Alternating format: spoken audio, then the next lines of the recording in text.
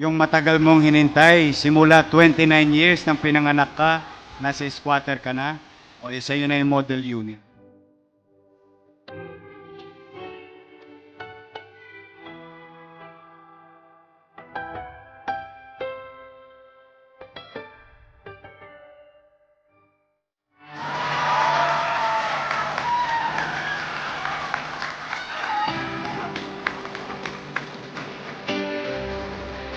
Congratulations! Palakpakan naman po natin.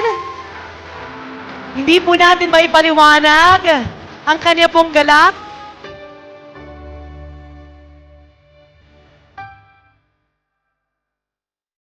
Tinatawag ko po yung nanay ko po, tsaka yung kuya ko, pati yung asawa ko po.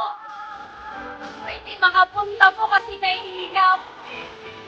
Ma! Kuya! Bakit na tayo? Di na tayo magsisiksikan! Dati, pagka ganitong oras, ang binibigay sa atin ng kapitbahay natin o ng kapwa natin, ginataan. Ginataang mais. Ginataang halo-halo. Ngayon, bahay ang ibinigay sa atin ng Panginoong Hesus. Kaya kayo, ng mga benepisyaryo, ingatan nyo ito. Maraming salamat po sa ibinigay niyo sa aming pabahay. At mga itinulong niyo nung araw, nung panahon ng pandemic, nagpapasalamat kami, buong pamilya ko. Para lang sa mga hindi squatter ha, paliliwanag ko sa inyo ang buhay ng squatter. Ngayon, naulan, mamaya, puno ang timba. Sa aming bahay po, kami ay nagsisiksikan. Sa lahat din po ng hirap na dinanas namin sa buhay, kami din po ay nangarap. Palakpakan naman natin yung mga construction worker. Diba may pandemic? Pero sila tuloy-tuloy.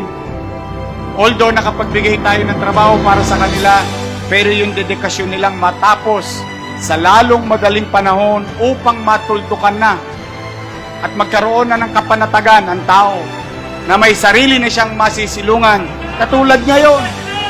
Kayo lamang po ang nakapagbigay at nakagawa ng ganitong proyekto para sa katulad kong mahirap.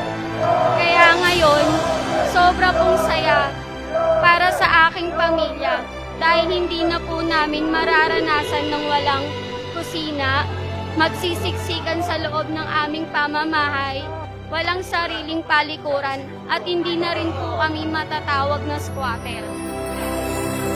Huwag niyo akong pasalamatan.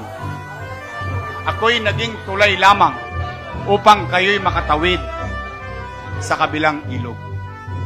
Pasalamatan natin ang Diyos.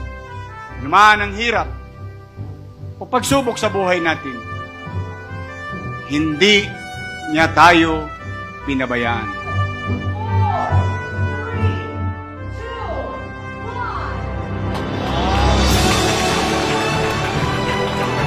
Panatilihin ninyo, umapit sa Diyos, manalangin kayo, huwag kayong susuko.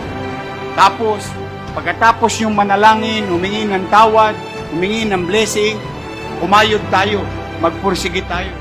Pasasaan ba? May mararating din tayong maganda sa kinabukasan. Nangyari na. Parang imposible.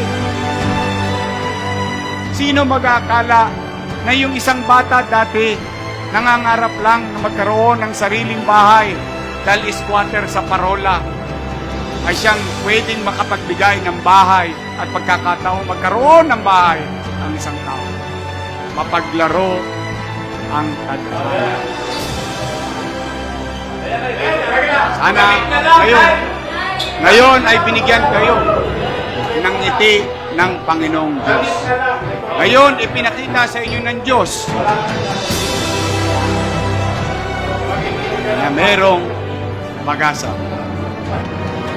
At totoo pala. Pwede pala. Posible pala.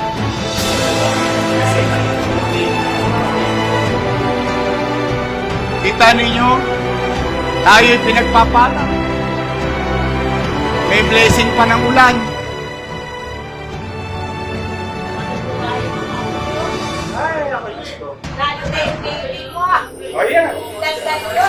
Samira, nangyari ito sa Tondo, nangyari ito sa Binondo, nangyari ito sa Baseco, mangyayari ito sa Marawi. Iyawan.